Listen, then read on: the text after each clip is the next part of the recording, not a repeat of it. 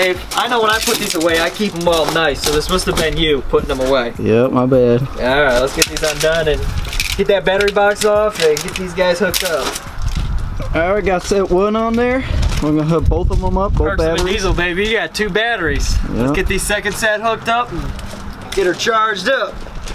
This is only half of the strand of keys for all the trucks that we got. That's a Peterbilt strand right there. This is the Peterbilt strand, but we're gonna need these to start that, Dave. Yeah, almost forgot them.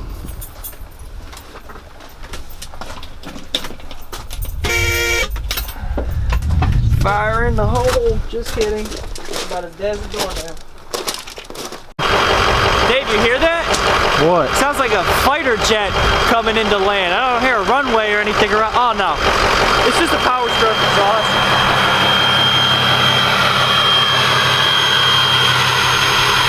Hey YouTube, welcome back to the channel. Today me and Ryan are going to be trying to start this old girl, the old 59. If you guys watched our last video, when we painted the frame on the International, we tried to move the Peterbilt, but the batteries were dead, and then tried jumping it, and the F-150 wasn't getting the job done. So today we brought the 6.0 Power Stroke with us, get some more juice, and hopefully we're going to fire her up. So stay tuned. Alright guys, we're back from Walmart. We just got these EverStart, 4-gauge jumper cables. We got 2 packs, you see the other pack right there. But now we got good jumper cables, so hopefully we can get this thing started up. Let's get her going.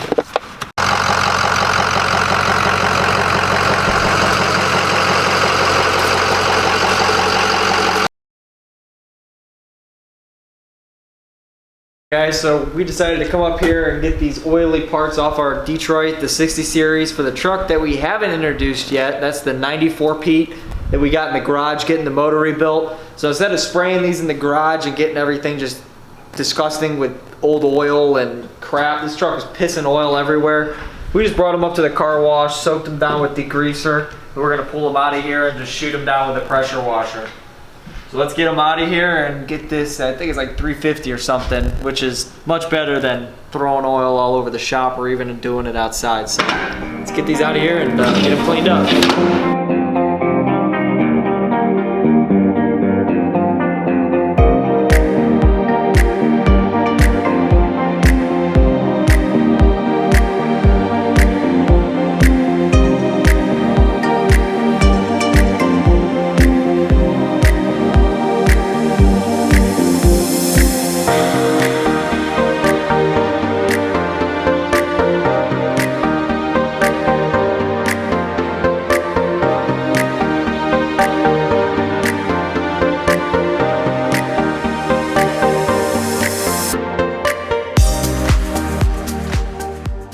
Okay, so we're going to do the valve lash on the intake and exhaust valves on number 2, and then on cylinder 5 we're going to do the injector height.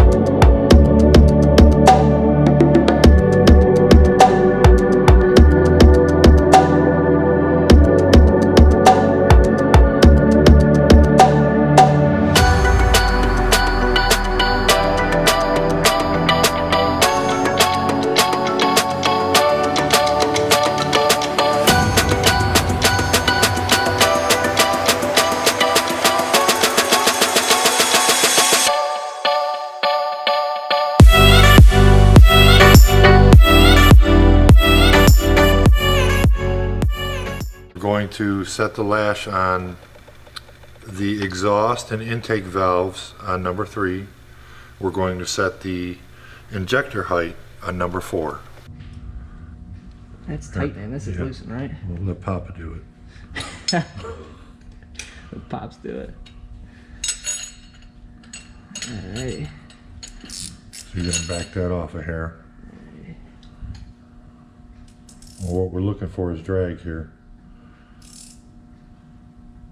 Okay, that's good. Feel a little bit of it? Yep, I would tighten that nut.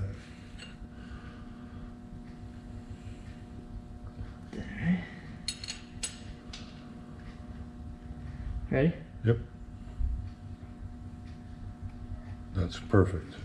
Go ahead, you can feel that drag. Yep. Okay.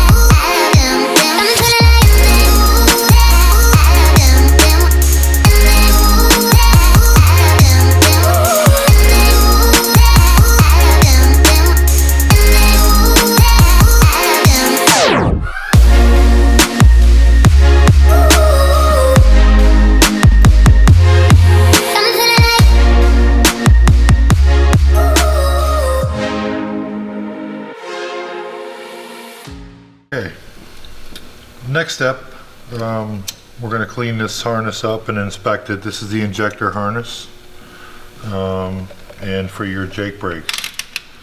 It comes in through the back of the head here, and there's a rubber seal back here to keep oil from leaking out. But we have to clean this. Actually, you can see it's pretty dirty from the last engine, or the last head that it was in. So we'll clean that up and inspect it, make sure there's no bare spots in the wiring. And we'll assemble that once we put the Jakes on. I believe you seen in the last video where we had set the valve lash for the intake and exhaust. We had set the exhaust valve lash at 28 thousandths, or excuse me, 26 thousandths, and we set the intake lash at 8 thousandths. We also at that time set our injector height with an injector height tool. So now I'm going to go through and just retorque all the locking nuts to 33 thousandths.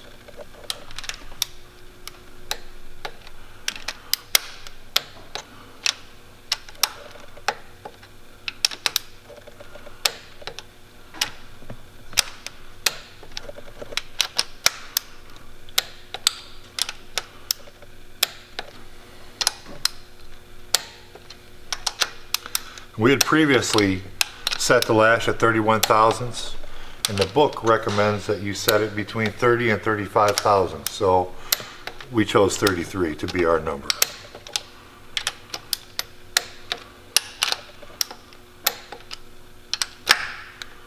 Normally I would mark these with a paint marker, but I forgot it, so that's kind of why we're double checking these to make sure.